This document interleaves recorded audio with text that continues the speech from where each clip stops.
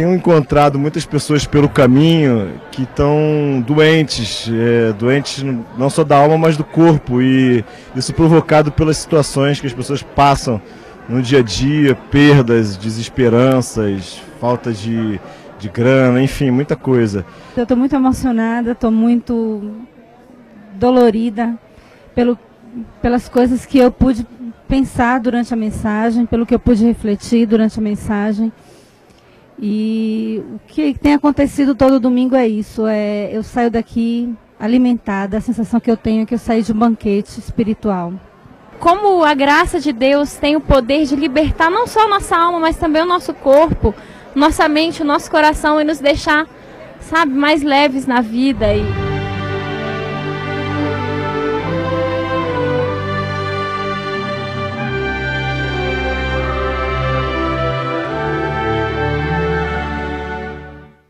Salmo 38, vamos ler juntos. Hoje está aquele dia assim gostoso de depois de chuva, né? Aquela coisa silenciosa, tudo fica lavado. Eu amo dias assim, um sossego, silêncio, serenidade. E é nesse espírito que nós vamos ler o Salmo 38.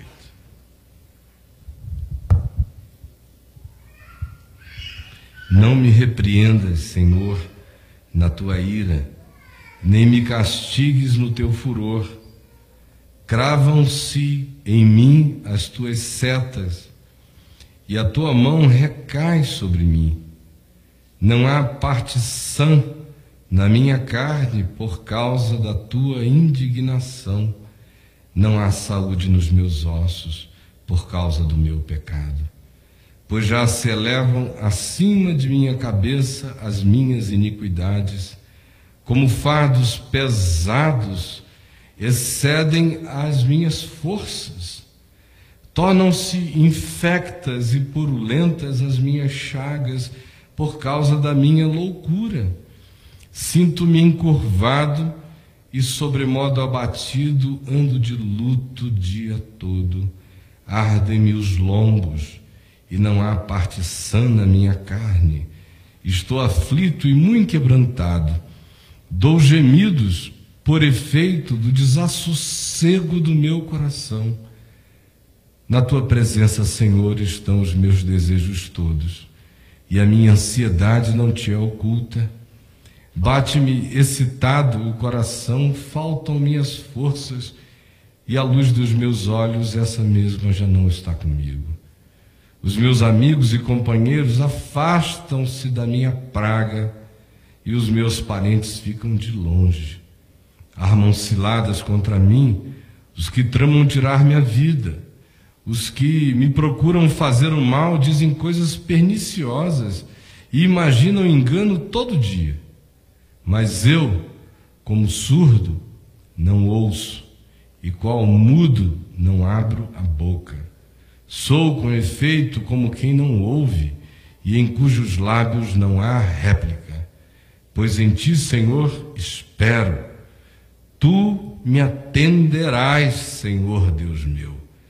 Porque eu dizia, não suceda que se alegrem de mim e contra mim se engrandeçam quando me resvala o pé, pois estou prestes a tropeçar, a minha dor está sempre perante mim.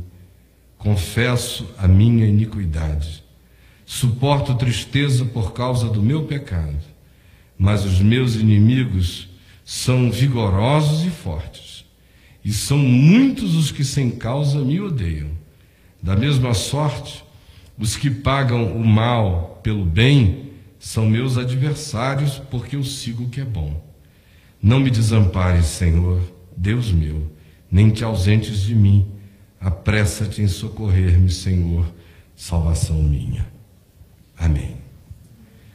A gente, de uns 25, 30 anos para cá, foi introduzido de maneira popular a um tema que já vinha sendo estudado desde o século anterior ao que passou, mas que ganhou uma concreção científica, um respeito estatístico, uma constatação do ponto de vista experiencial, já da metade do século passado para cá, que é o tema das doenças psicossomáticas. Psicossomático significa aquilo que a psique, que a alma, em produzindo, em existindo nela, vira soma, vira carne, vira corpo. Então é o quanto que a alma pode afetar o corpo. E depois de um tempo, já no final da década de 70, se ficou sabendo que aproximadamente 80% a 85% das enfermidades que surgiam no organismo humano tinham influência ou eram produzidas a partir da alma, a partir da psique, ou seja, tinham natureza psicossomática. Isso, obviamente, não exclui uma quantidade imensa de agentes que se infiltram em nossos corpos, produzindo doenças e enfermidades.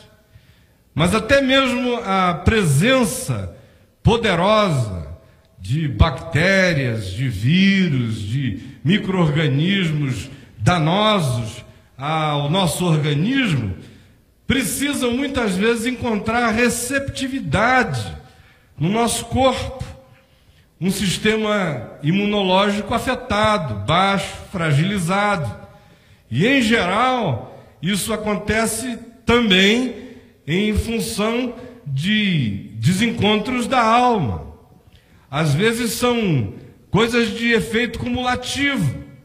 A gente vem sofrendo certas coisas há anos e anos e anos, e sempre achando que tudo sai na urina, sempre pensando que as coisas se resolvem, e elas não se resolveram. Apenas os sintomas ou as circunstâncias da nossa aflição diminuíram ou se foram. Mas a pulsão daquela agoniazinha foi ficando ali. E a ela vão se somando muitas outras. E com isso vem desencontros afetivos, relacionais, que acabam também fragilizando a gente. Perdas, dores, decepções, tristezas. Todas essas coisas que viajam nos nervos da alma da gente e que não nos atravessam sem que nos deixem fragilizados a partir da própria interioridade, ou seja, a alma, com tudo aquilo que ela significa, cansa, adoece, desiste, desanima, se deprime, se infelicita, se entristece. E qualquer outra adjetivação que a gente queira para os fenômenos da interioridade e da alma, podem ser agregados aos que eu acabei de mencionar. E com isto, o corpo da gente vai padecendo. Você leva um susto, o coração bate excitado. Compare a quantidade de sustos que a gente leva hoje em dia, a quantidade de sustos que os nossos avós e bisavós levavam há 100 anos atrás. E você vai ver a quantidade de estímulo que a gente recebe o dia inteiro. Você vem dirigindo um carro, dá uma freada na sua frente, o coração... Você está quase pegando um sono, um telefone toca, o coração... E a gente fica tudo sempre achando que isso é bobagem. Mas é uma ciclotimia horrorosa. Você liga a televisão, o que antes significava apenas cantar de grilo da floresta, ou sapos nas suas sinfonias noturnas, hoje é aquela angústia do Jornal Nacional. Os vampiros estão atacando. Agora o nome já é até sanguessuga. Estímulo, estímulo, estímulo, estímulo, estímulo, decapitado. Agora no Rio esquartejam, PCC mata, é um inferno. Aí você vai para um canal de entretenimento científico, National Geographic, é Apocalipse já. Aí você muda, Discovery, quero ver se estão descobrindo uma coisa nova, estão descobrindo que a vida está acabando.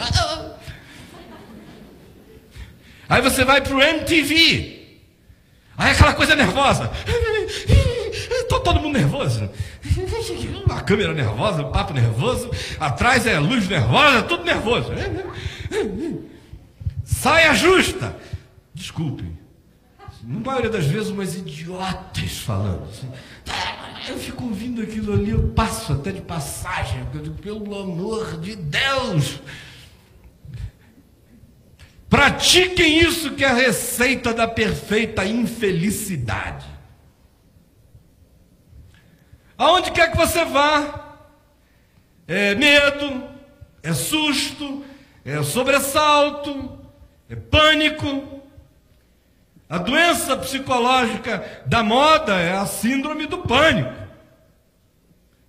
que nada mais é do que a doença do desamparo, na solidão, da falta de chão, do medo de que as estrelas caiam na cabeça da gente.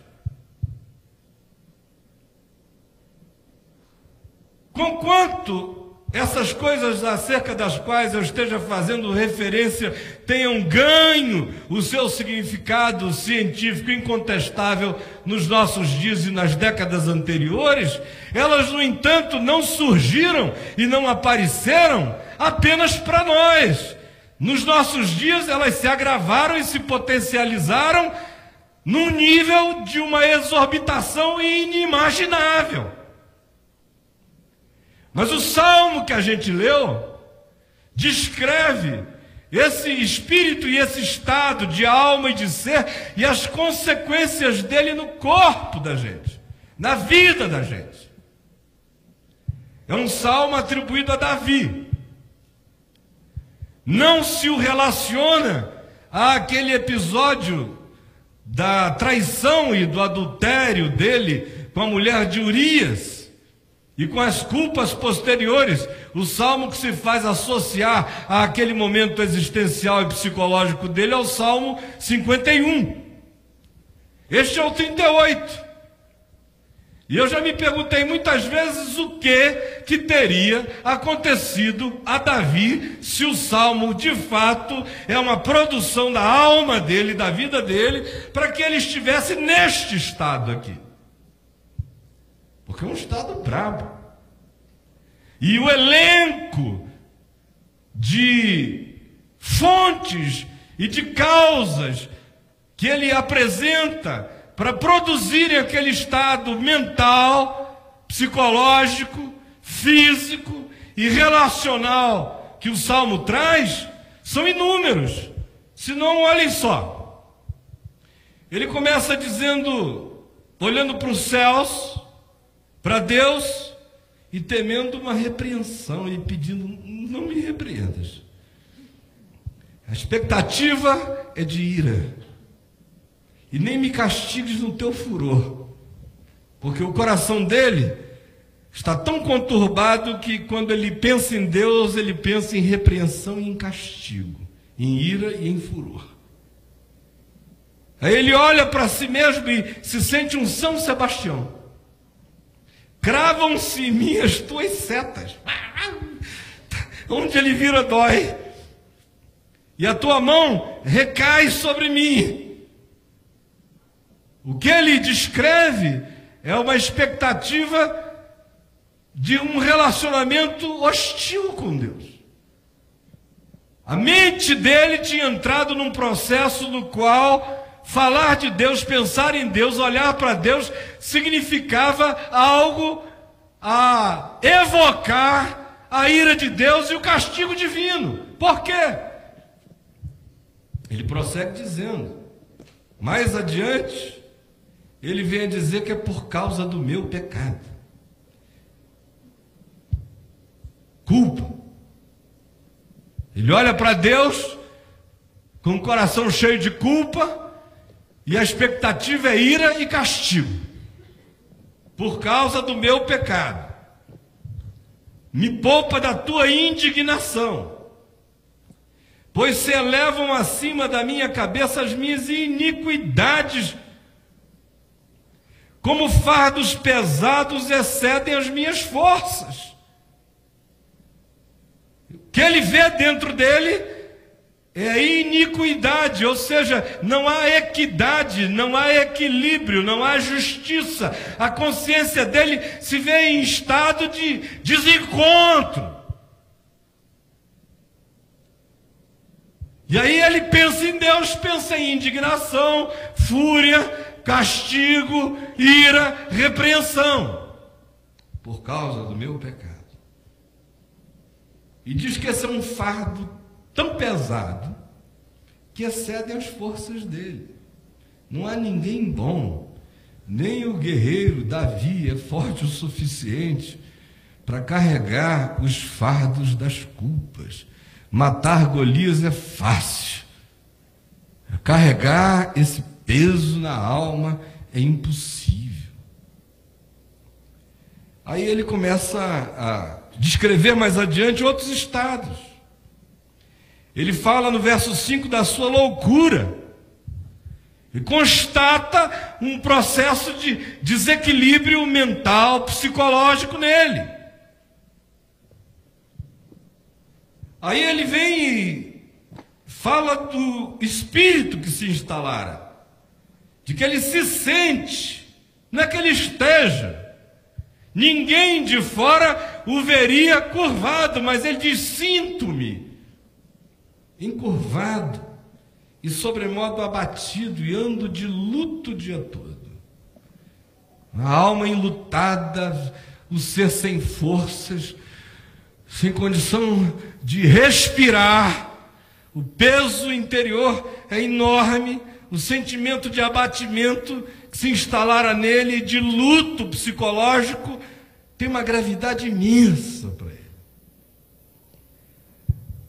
Ele diz: eu me sinto aflito, angustiado, quebrantado, e dou gemidos por efeito do desassossego do meu coração.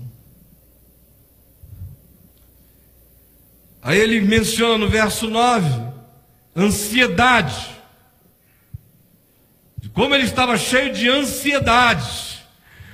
Ansiedade, a gente já falou sobre isso aqui há alguns domingos atrás, tem essa capacidade de fazer com que o futuro que não exista venha para nós hoje como a pior coisa possível. O que não é, passa a ser. E o que é piorado pelas expectativas de que o que nos aguarda é sempre pior. De modo que, com base no que não é, até o que é passa a ser horrível para mim. E é assim que ele está, tomado de ansiedade. Além disso, ele diz no verso 11, que os amigos e os companheiros estavam se afastando dele. Ele estava experimentando aquela coisa de que ninguém gosta de ficar ao lado do cara nesse estado. Começa a sair.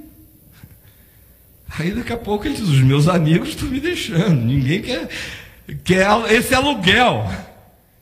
Ninguém quer esse programa. Ninguém quer sair com essa pessoa. Ninguém quer essa companhia.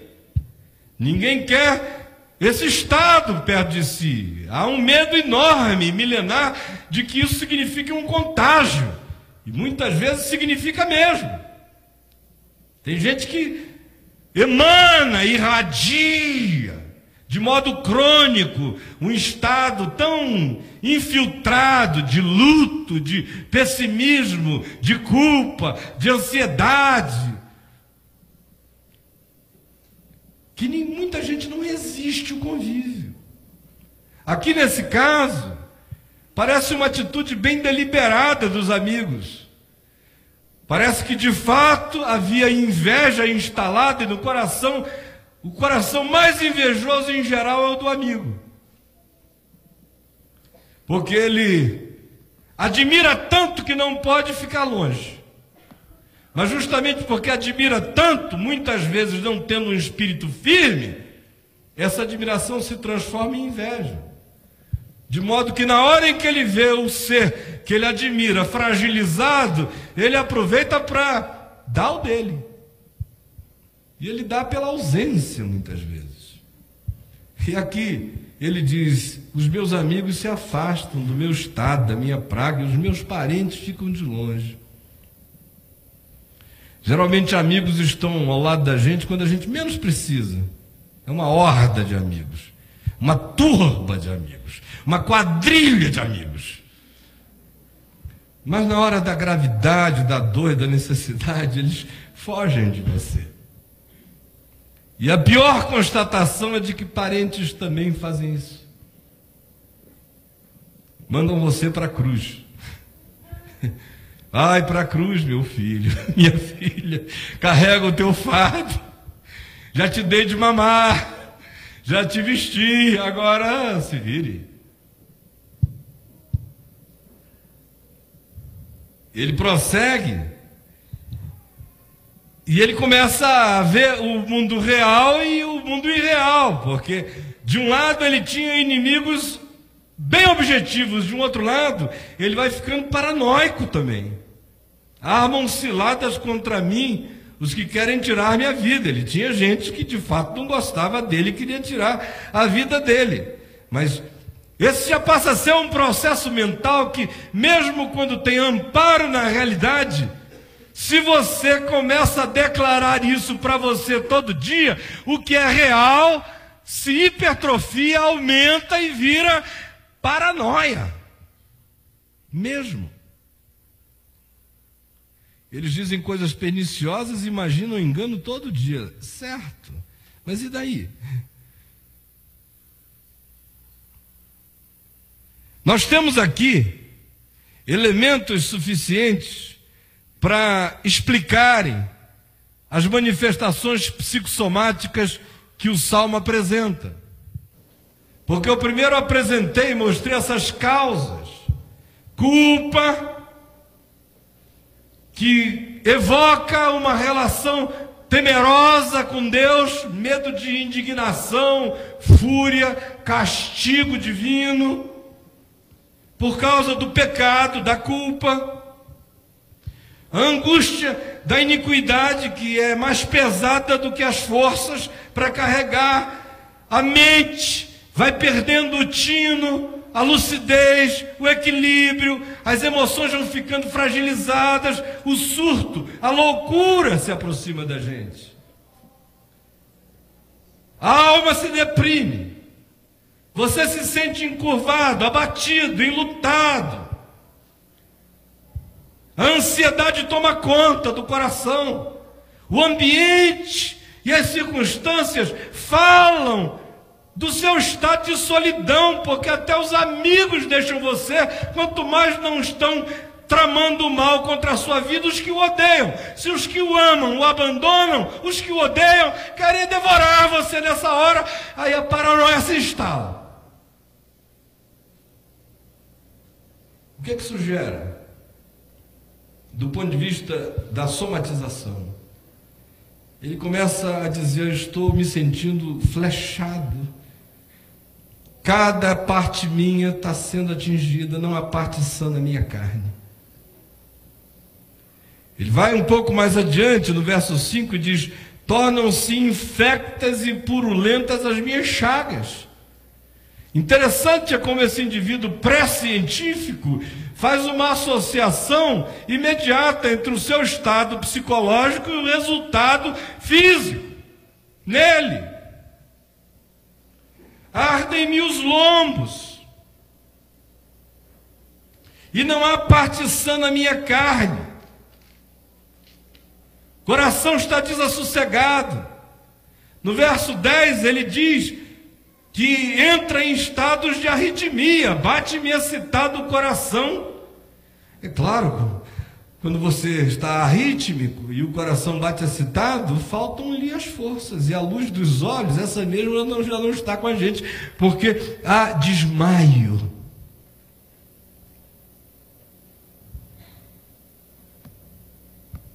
Bom, isto posto, eu queria dizer o seguinte: não há nada que faça mais mal a gente do que culpa. Nada. Culpa é o diabo. E só há uma solução para a culpa: constatação dela quando ela é real, porque se ela é fruto da minha iniquidade, eu preciso chamá-la pelo nome. Não posso fazer evasão, porque se eu me evadir da minha culpa, eu apenas adio a minha própria cura e agravo a minha doença.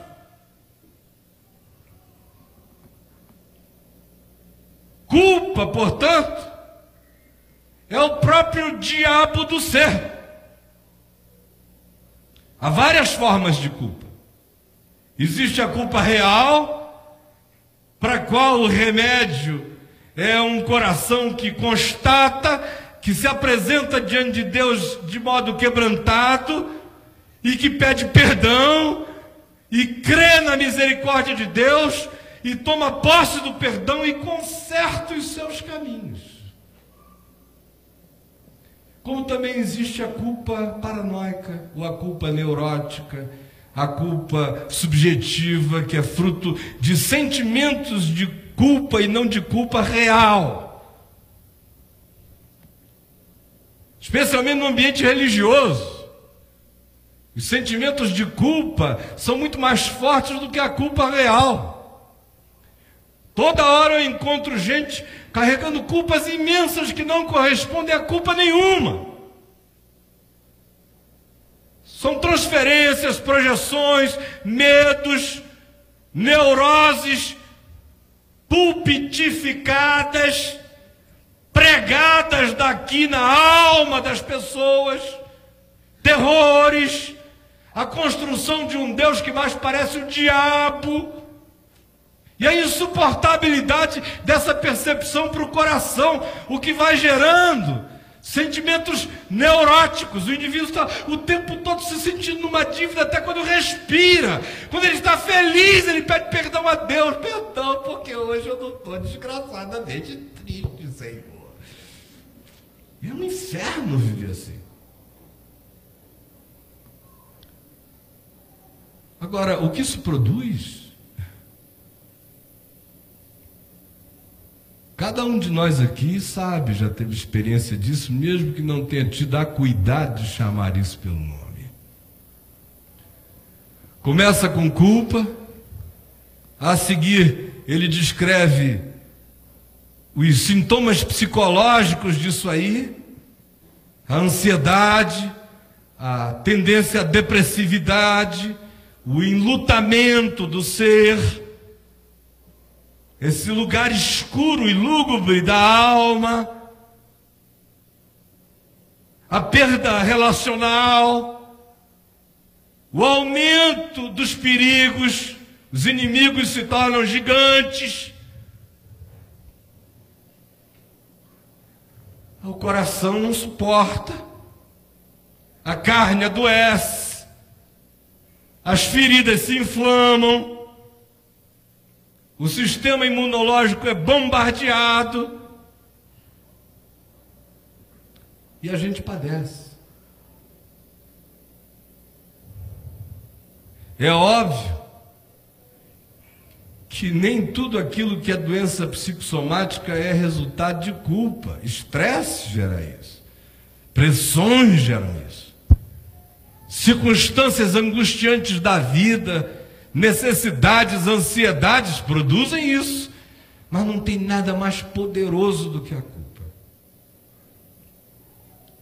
Durante anos, eu vi com os meus próprios olhos o significado da culpa e do que ela pode gerar na vida humana. Dentre milhares de histórias, há algumas que a mim sempre vem à memória de modo forte e vigoroso. Mais ou menos aí pelo final da década de 70, 77, 78, eu estava pregando no Rio de Janeiro, um movimento que lá naquele tempo era bastante conhecido, hoje já nem tanto, chamado S8, que era dirigido por um ex-governador do Rio de Janeiro, Dr. Jeremias Fontes, que era presbiteriano e acabou, após o seu governo, percebendo o problema de jovens drogados. Ele teve uma experiência mais profunda com Deus do que antes tinha tido e resolveu se envolver com moços e surgiu aquele movimento. E eu estava num domingo à noite pregando lá, quando, ao final da reunião, o Dr. Jeremias me chamou e me falou de uma moça que lá havia, e ele disse: olha, é um caso que a gente já fez de tudo aqui, e como lá em Manaus você e seu pai estão tão diretamente ligados a problemas dessa natureza, será que você não quer levar essa moça para Manaus para ver o que acontece? Aí eu levei a moça para Manaus, e ela devia ter uns 30, 32 anos de idade, parecia assim uma figurinha de um filme de terror, sabe? Ela estava igualzinha a menina do Pânico 2, está uma princesa perto dela. Estava um horror, a menina. Aí eu levei para Manaus. Cheguei lá e ela ficou morando na casa de meus pais. Eu era vizinho, assim, porta com porta. A casa dele era maior e era mais hospitalar do que a minha. E ela acabou ficando num quarto lá. Aí passou-se a primeira semana, ela não apresentou nada, ela só não falava. Um silêncio absoluto. Você perguntava as coisas a ela, era assim, de problema que na cervical ela não ia ter, porque era um exercício de ter. Mas não falava. Aí eu tive que fazer uma viagem para pregar numa cruzada de evangelização, naquelas coisas. E quando eu voltei, que eu entrei em casa, assim, 5 dias depois, já encontrei a minha mãe e disse: meu filho, que negócio é esse que você trouxe para cá? E olha que papai e mamãe eram mais do que escaldados. Aparecia todo tipo de possesso, de oprimido, lá era o dia inteiro. A cidade nos procurava, assim, como se fosse clínica de libertação espiritual. INPS de libertação, INAMPS. Aí eu falei: o que foi, mamãe? Que foi nada? A menina chora sangue, meu filho. Eu falei: o quê? Ele falou: pois é. Comecei a conversar com ela aqui uma noite, ela começou a ter uma coisa, tremer, daqui a pouco sangue, escorrendo sangue dos olhos dela. Olha que eu já vi coisa feia, mas eu nunca vi uma coisa dessa, meu filho. Aí eu fui falar com meu pai, papai disse que tinha orado com ela, mas não tinha visto nenhum resultado. Aí eu fui, conversei, orei, ungi com óleo, mandei sair em nome de Jesus, e nada.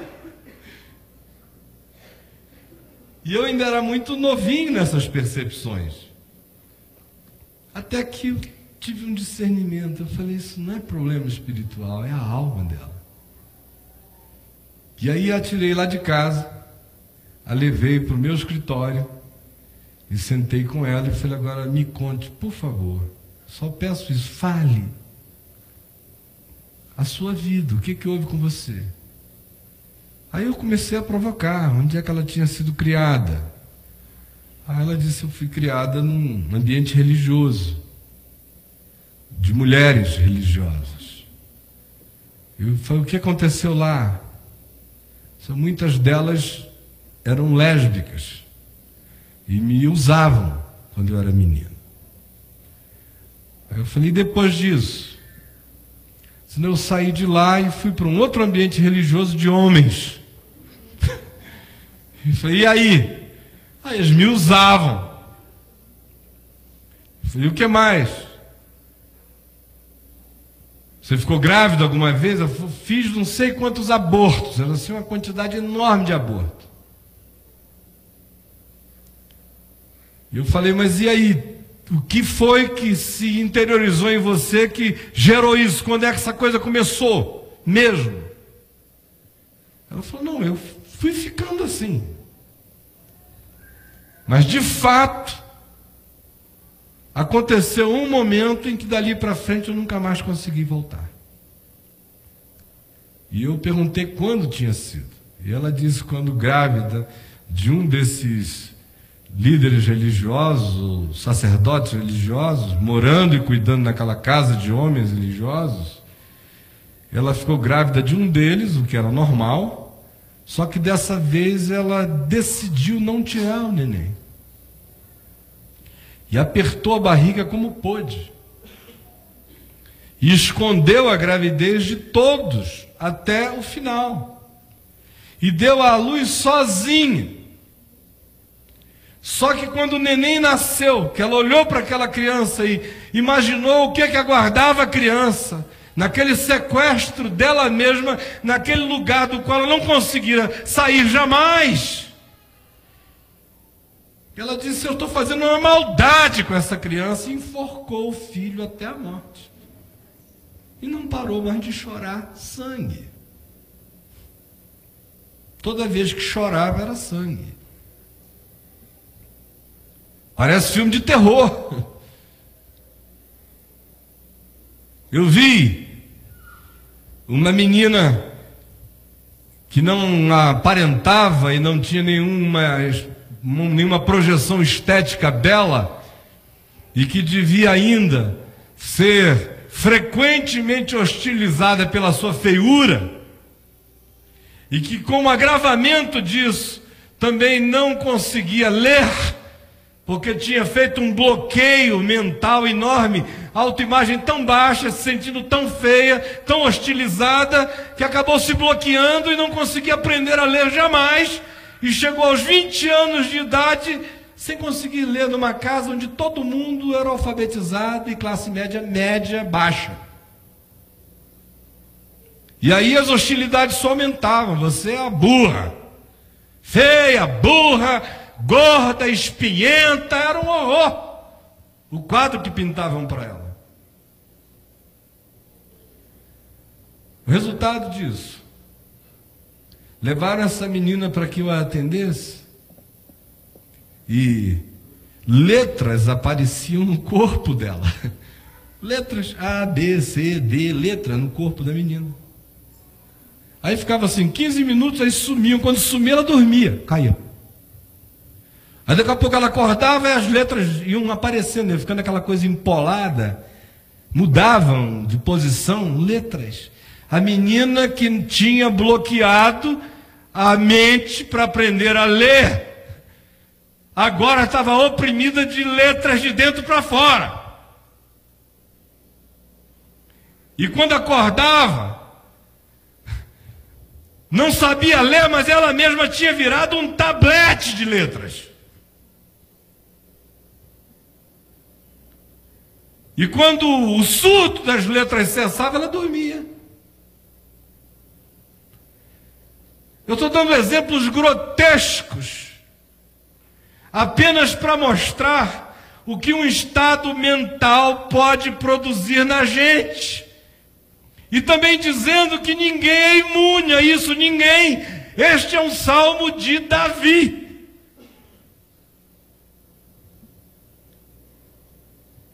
Afeta e pode desestruturar a gente de maneira gradual, paulatina, constante, insistente.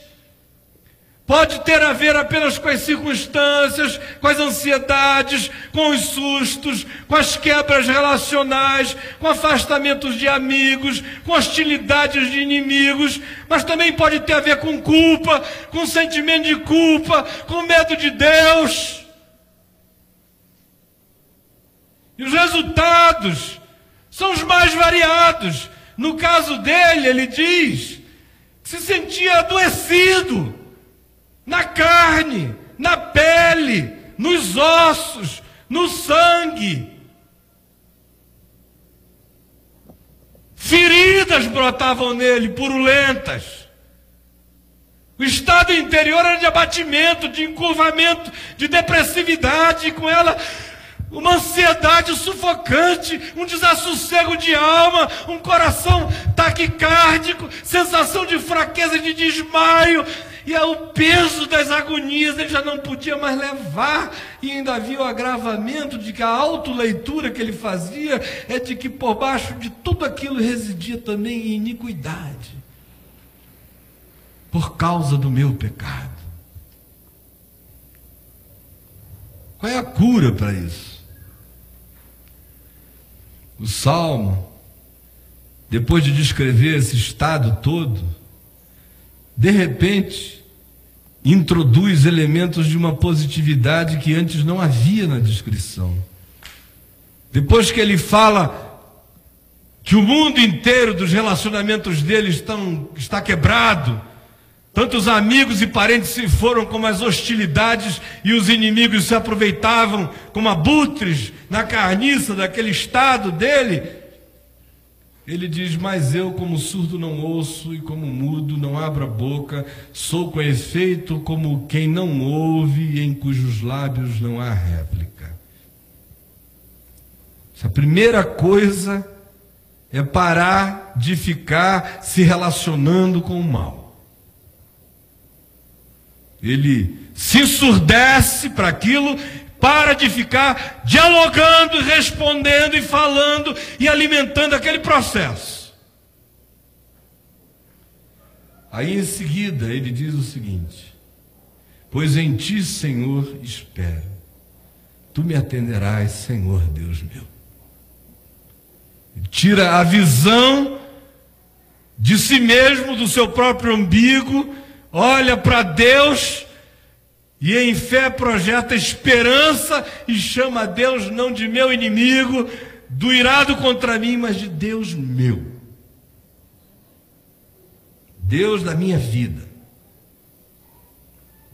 Aí ele se lembra, no verso 16, de algo que tinha agravado muito o seu estado, que era quando ele ficava pensando na alegria dos inimigos dele e de como os inimigos dele se engrandeceriam sobre ele pelo fato de que o seu pé estava a ponto de resvalar. Expectativa em relação ao que os outros pensam, interpretam, imaginam, é uma desgraça também.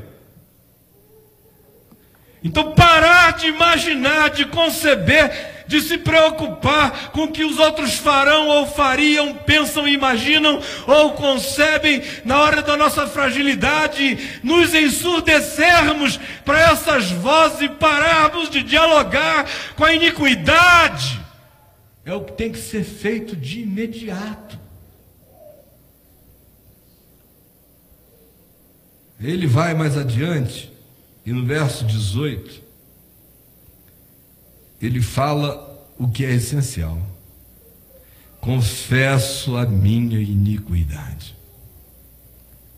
Confesso a minha iniquidade. Suporto tristeza por causa do meu pecado.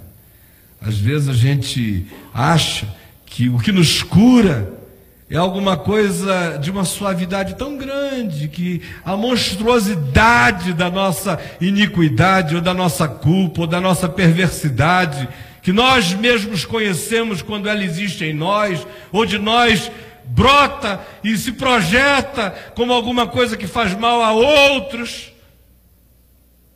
A gente pensa às vezes que o que sara isso é um acalentozinho, não é a graça de Deus, é a graxa de Deus. Eu disse outro dia aqui que culpa é uma bênção. Pobre do ser humano que perdeu a possibilidade da culpa. Ele fica cínico, ele se pedra. Viver em estado de culpa é neurose e é algo que o diabo usa para destruir a vida da gente, porque nós não fomos chamados para culpa, mas para paz com Deus. Mas em havendo culpa, bem-aventurado é aquele que a sente, e em assentindo, a confessa e a deixa. E bem-aventurado é aquele que em a confessando, Sai da confissão, ainda que dolorido e choroso e doído, com o espigão da alma mexido, mas quebrantado e tomando posse em fé do perdão e da misericórdia de Deus. Porque o perdão de Deus será tão profundo em nós quanto profunda seja a nossa consciência do nosso próprio erro e agravo diante dele, de nós mesmos e do próximo. Perdão que vai às nossas vísceras é fruto de confissão que procede das nossas vísceras. Confesso a minha iniquidade. E aí ele prossegue e diz o seguinte: mas os meus inimigos são vigorosos, eles são muitos, eles me odeiam. Da mesma sorte os que pagam o mal pelo bem recebido. Esses são meus adversários, aqueles que, em tendo recebido o bem, pagam com o mal. Eu não preciso de indulgência desse tipo de gente. Não há nenhuma mendicância relacional aqui. Há uma consciência que começa a se definir, se decidir, se estabelecer, que não fica barganhando nem mais com amigos, nem com parentes, nem com inimigos e nem com nada. Se em recebendo bem eles pagam mal, é assim que é, eu vou focar a minha mente em outra direção. Eu sigo o que é bom. Ele não deixa que o curso da sua existência seja mexido e alterado pela resposta perversa do outro. Quanto a mim, eu vou seguir o que é bom. Não me desampares, Senhor Deus meu, não te ausentes de mim. Apressa-te em socorrer-me, Senhor, salvação minha. Para a gente terminar, eu queria dizer o seguinte: nós não temos ideia do quanto que brincar com culpa pode significar todo tipo de mazela para o nosso ser. Tem gente que acha que resolve, se ninguém viu, está resolvido. Se varrer para baixo do tapete com classe e sair com etiqueta, está tudo bom. Saída pela direita. Ninguém resolve culpa assim. Não é porque ninguém viu, você sabe. Não tem a ver com constatações externas e nem sociais e nem morais. Tem a ver com a constatação da sua consciência. E quem brinca com isso, brinca com o diabo no ser. Culpa precisa de tratamento imediato. Culpa precisa de perdão. Perdão para a culpa é fruto de confissão sincera. E a cura vem da apropriação em fé, da graça de Deus. E a apropriação em fé da graça de Deus gera em nós a disposição de seguir o que é bom. Muda o caminho. Muda as ações. Tem gente que fica em fila de cura divina a vida inteira, recebendo unção com óleo. Aí o cara vem, eu quero uma unçãozinha. Aí você vem, você já fica se sentindo assim, aquele exorcista do filme, né? Dá vontade de já jogar água benta nas pessoas, que vai fazer até quando bater na cabeça, me benze. Passa um olhinho na minha testa. Aí você passa, né? Em nome do Pai, do Filho e do Espírito Santo. Aí ela vai toda encapetada, do mesmo jeito. Isso não cura. Isso é só disfarce. É só mentira religiosa para você não ir às vísceras do seu ser e tratar da essência da vida diante de Deus. O que cura tem a ver com abandono, com confissão e com certeza de que Deus não resiste à confissão de um coração quebrantado e contrito. Deus não aguenta, Deus não suporta. Deus diz: eu não aguento. E Deus está feliz com o fato de eu estar dizendo isso para vocês. De que Ele não suporta, de que Ele é absolutamente frágil diante de um coração quebrantado e contrito.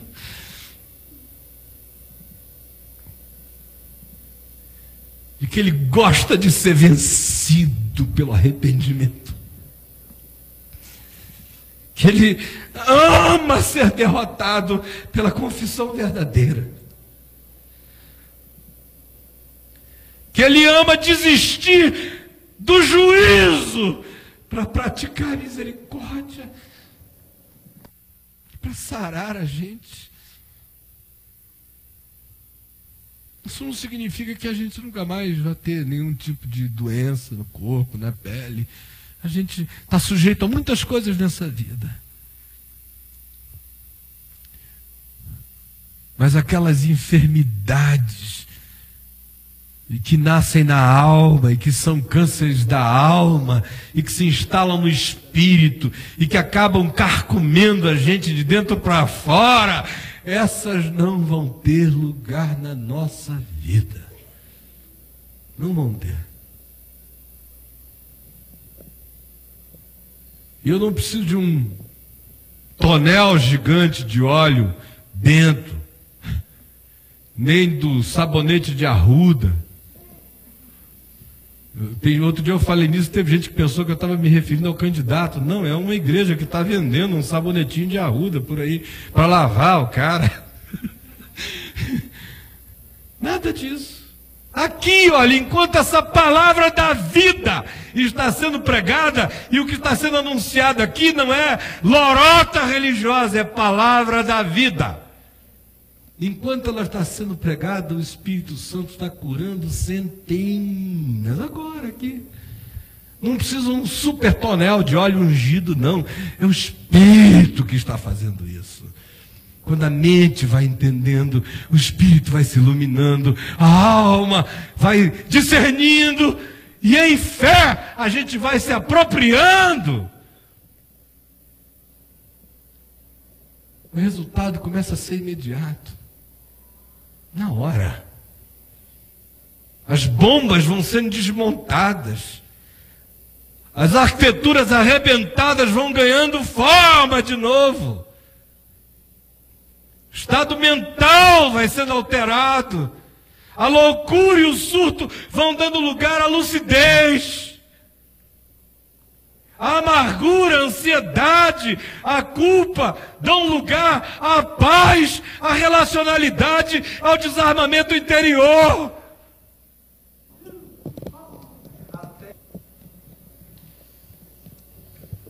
E a paz de Deus, que excede a todo entendimento, guarda os nossos corações e as nossas mentes em Cristo Jesus.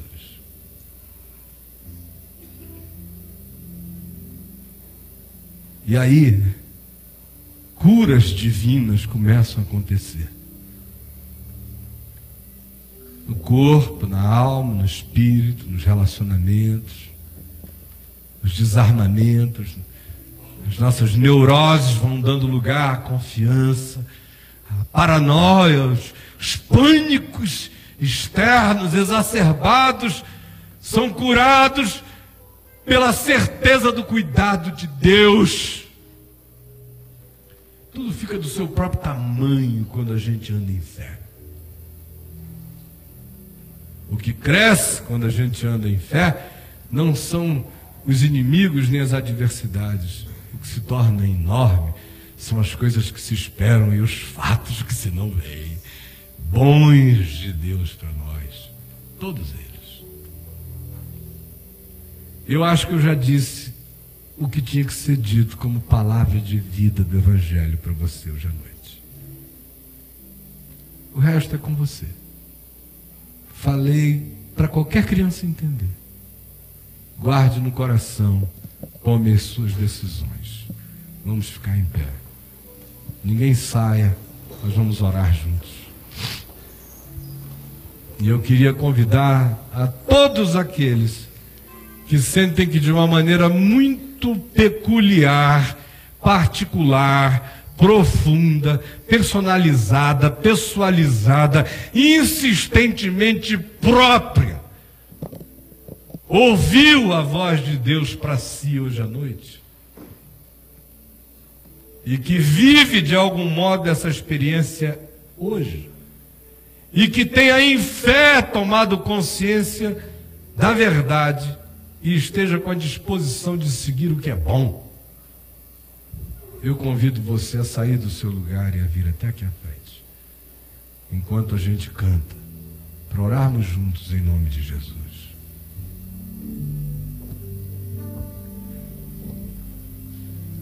Eu trago no meu corpo sequelas de muitas coisas. Agora eu tenho absoluta convicção de que eu já tinha que ter morrido há muito tempo atrás.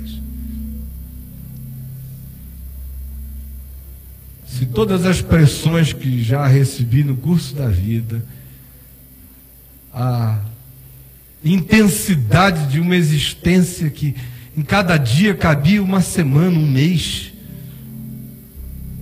em cada mês cabiam anos, em cada ano décadas, e pressões e demandas de todos os tipos, e depois adulações e expectativas inumanas, e depois projeções e perseguições absolutamente perversas, e depois desconstruções de todas as naturezas e perdas e dores de todos os aspectos.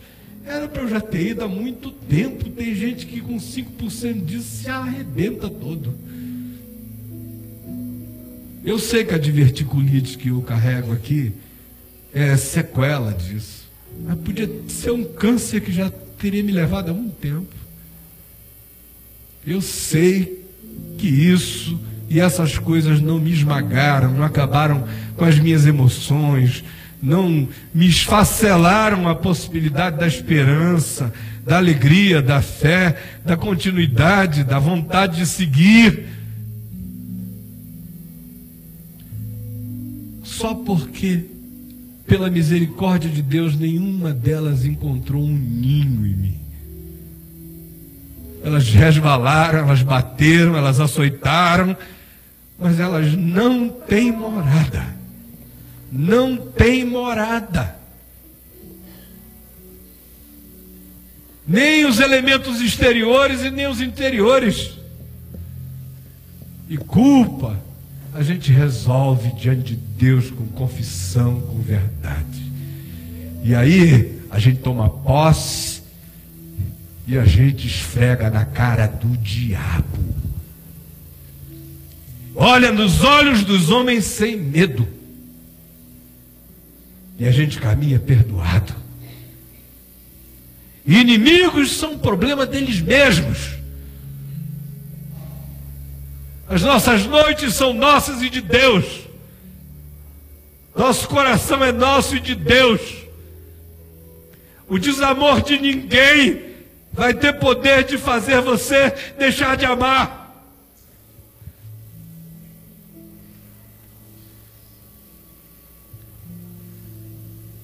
O que eu estou pregando aqui não é uma coisa que eu li em algum livro, eu li dezenas de livros, mas tudo isso é bobagem. O que eu estou dizendo a vocês é uma coisa que eu sei da vida e de Deus nela, e da palavra da vida, como cobertura e livramento para o meu próprio ser, e pela experiência de ter visto durante anos e anos e anos o que o perdão pode fazer curando a alma e o corpo da gente. libertando o caminho das pessoas, tirando e desencravando setas,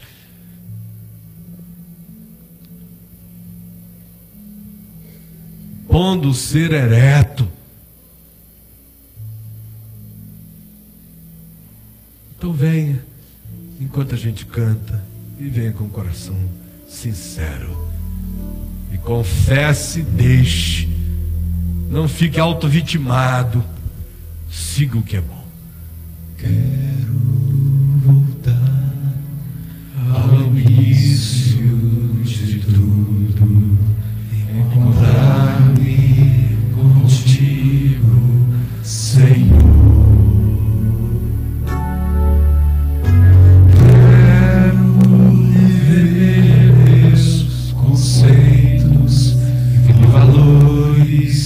Eu quero reconstruir, vou regressar ao caminho, vou ver as primeiras obras, Senhor. Eu me arrependo, Senhor, me arrependo, Senhor, me arrependo, Senhor. Eu quero voltar ao primeiro amor, ao primeiro amor. Eu quero voltar a Deus. Eu quero voltar ao primeiro amor, ao primeiro amor. Eu quero voltar a Deus. Vamos do início. Quero voltar ao início de tudo, ao início de tudo, encontrar-me contigo, Senhor. Todos nós. Quero viver meus conceitos e valores. Eu quero reconstruir De todo o coração. vou regressar ao caminho, vou ver as primeiras obras, Senhor.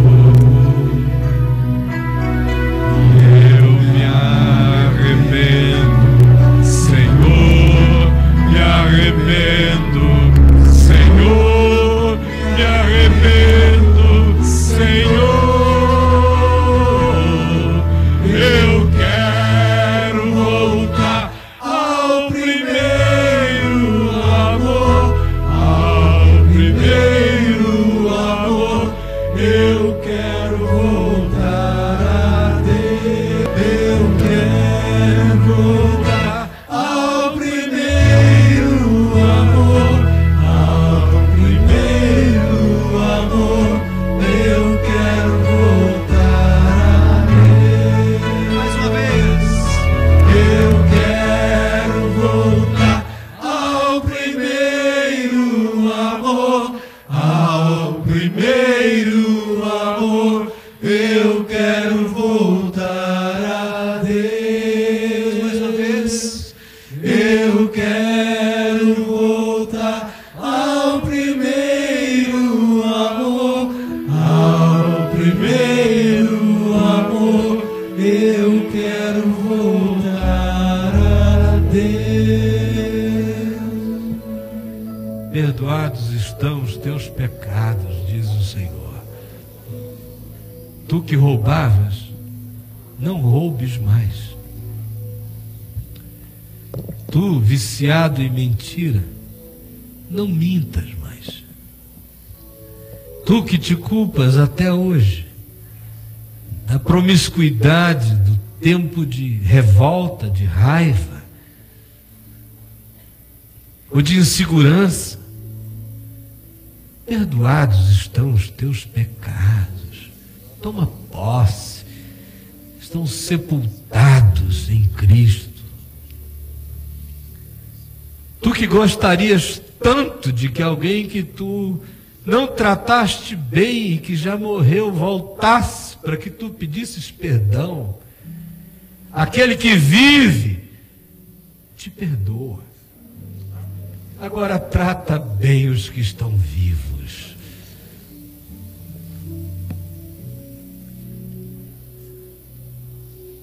Tu que conheces a tua iniquidade, como tu és iníquo com algumas pessoas e perverso, abandona a perversidade, escolhe fazer o bem,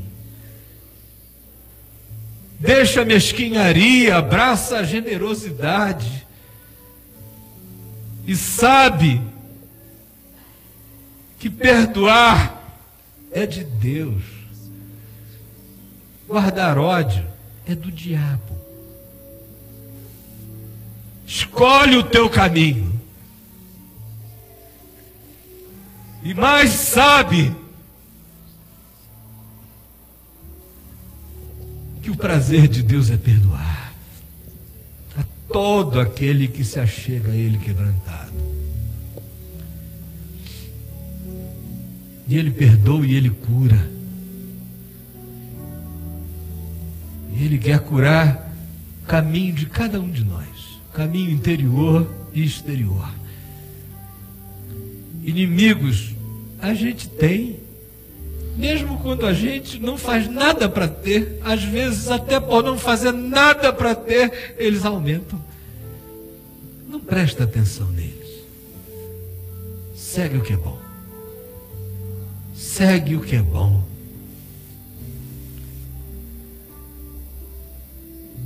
Expulsos estão todos os fantasmas, os demônios de acusação na tua mente. Estão silenciados porque o escrito de dívidas que havia contra ti foi rasgado e encravado na cruz. Recebe com seriedade o perdão.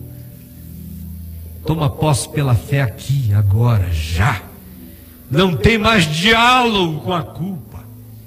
Ela já era no sangue de Jesus.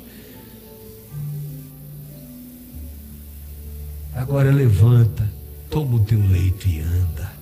Vai para a tua casa, volta para os teus, em perfeito juízo, com a alma em paz. Desencurva o teu ser, ergue a cabeça, olha para o céu. De lá não virá indignação, de lá vem graça e misericórdia. É do céu turvo da tua alma angustiada que vem os trovões e os relâmpagos que parecem ser a ira de Deus. Se Deus se irasse contra qualquer um de nós, a gente seria extinto. O prazer dele é nos cobrir com misericórdia e graça. Toma posse disso. Recebe a cura para o teu espírito, para a tua alma. E que tudo aquilo que seja decorrência direta das confusões da tua alma no teu corpo, que esses males sejam removidos em nome de Jesus. Que a paz do teu coração seja saúde para os teus ossos, para a tua pele, para o teu sangue, para os teus órgãos. Em nome de Jesus. Amém e amém. Meu irmão, minha irmã, vá em paz. Que o Senhor nos abençoe e nos guarde. Que o Senhor faça resplandecer o seu rosto sobre nós.